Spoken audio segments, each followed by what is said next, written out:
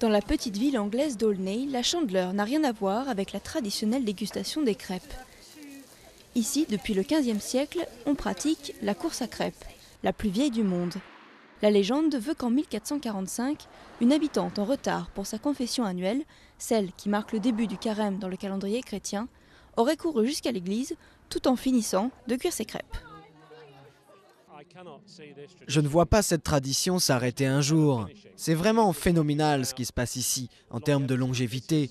Nous adorons ce petit morceau d'histoire. Nous perpétuons la coutume depuis très longtemps et avons bien l'intention de continuer. C'est ainsi que chaque année, les femmes d'Aulnay, poêle à crêpes à la main, revivent cette course d'un autre temps. Comme les milliers de marathoniens imitent le messager grec, qui le premier courut 42 km il y a plus de 2000 ans.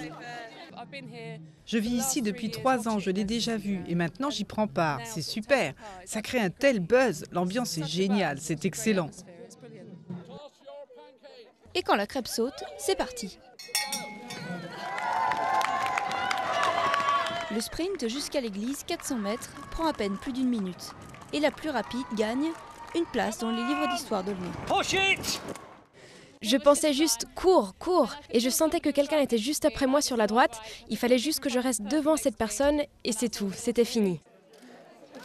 Nikki reçoit en outre un baiser du bedeau de l'église.